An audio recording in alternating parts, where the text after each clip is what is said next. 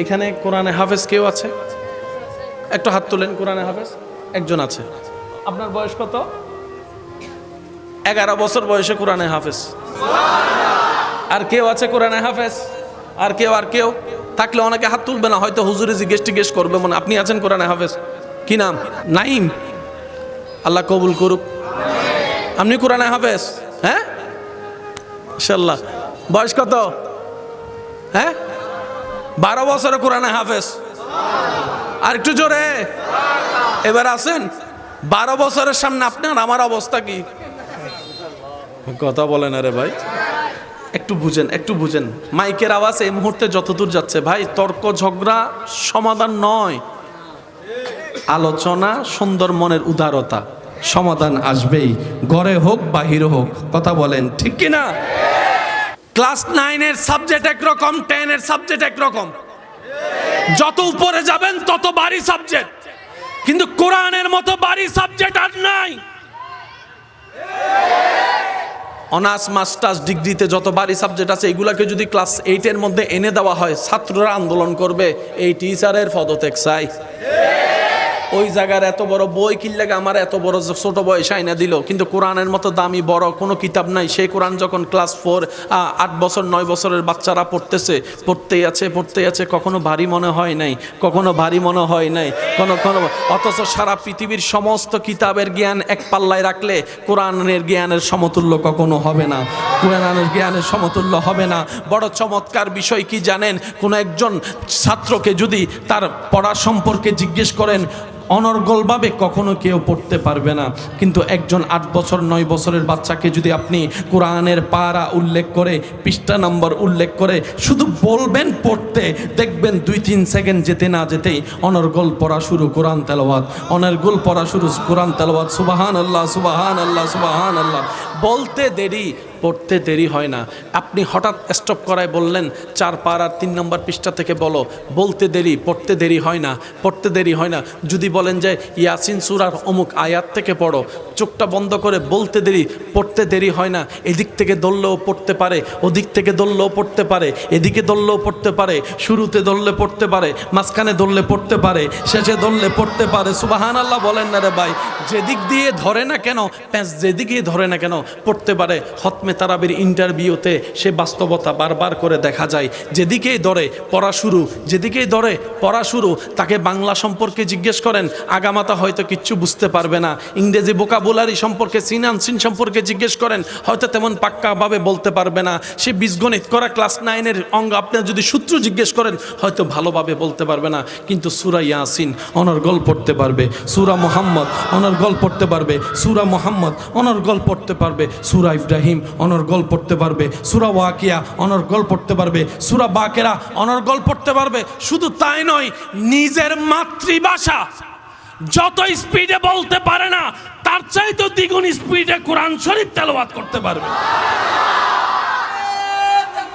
আল্লাহু আকবার। নিজের মাতৃভাষাও এত স্পিডে বলতে পারে না, কোরআন যত তাড়াতাড়ি।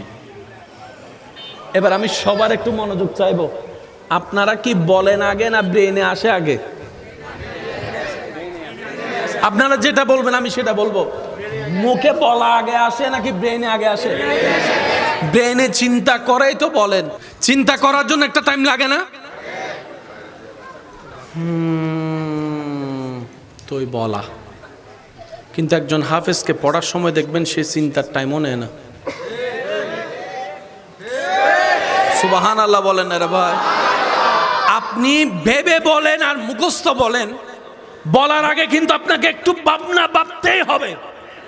বাবা ছাড়া কখনো বলা যায় না, কিন্তু কোরআন হাফেজ যারা আছে তাদেরকে একটু পড়তে বলবেন, আপনি অবাক হয়ে শুনে থাকা ছাড়া আপনি কুলকিনারা খুঁজে পাবেন না। আপনার ব্রেন, আপনার কম্পিউটার অবাক হয়ে যাবে, এটা কিভাবে সম্ভব? এটা তো কম্পিউটার এত দ্রুত চেঞ্জ হয় না যত দ্রুত ওনার কোরআন তেলাওয়াত চেঞ্জ হচ্ছে, পৃষ্ঠা চেঞ্জ হয়ে যাচ্ছে। আবার তা কি কোনো প্রকার বিরতি দেওয়া ছাড়া পড়তেই আছে। আলিফ লাম মিম যালিকাল কিতাবু লা রাইবা ফিহি হুদাল লিল মুত্তাকিন আল্লাযীনা ইউমিনুনা, এরকম পড়তেই আছে। সেকেন্ডে চেঞ্জ হচ্ছে, পড়তেই আছে। আপনি ভাবনায় পড়ে যাবেন, তখন আপনার মন, আপনার ব্রেন, আপনার বিবেক, আপনার সব কিছু বলতে বাধ্য হবে কুরআনুল কারীম চেষ্টা করে আয়ত্ত করা সম্ভব হয় না। এটা রব্বুল আলামিন কুদরতি ব্যবস্থাপনায় যাকে দান করে তার ভিতরেই কোরআন ভিতরে চলে যায়। আল্লাহু আকবার। রব যার উপর দয়া করে, বয়স ডাজন্ট ম্যাটার, কোরআন চলে আসে, কোরআন চলে আসে। এবার আসেন, পৃথিবীতে যত বড় শিক্ষিত মানুষ হোক, পিএইচডি বলেন, বিসিএস বলেন, এই বলেন, সে বলেন, ডক্টর বলেন, ডাক্তার বলেন, ইঞ্জিনিয়ার বলেন, ওই যা আছে আর কি, সার্টিফিকেটের কোনো অভাব। সুতরাং ওনার চাকরি পাওয়ারও তেমন কঠিন বিষয়, বেতনও তেমন কম হবে না। অনেক বলেন না, যার সার্টিফিকেট বেশি তার অভিজ্ঞতা বেশি হলো তা আরো বেশি।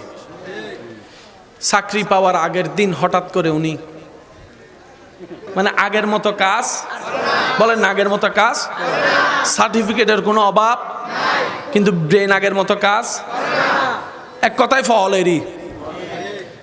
চাকরি দিবে আর কেউ? শুনি নাই আমি। স্যার স্যার আসেন স্যার, অফিস এটা আপনার, স্যার আপনি সপ্তাহে 3 দিন ক্লাস করলেও হবে। কেন? ওনাকে যা দিয়ে হায়ার করেছেন সবগুলা যেখানে সেফ ছিল সে জায়গাটাই, কথা বলেন না, সে জায়গায়।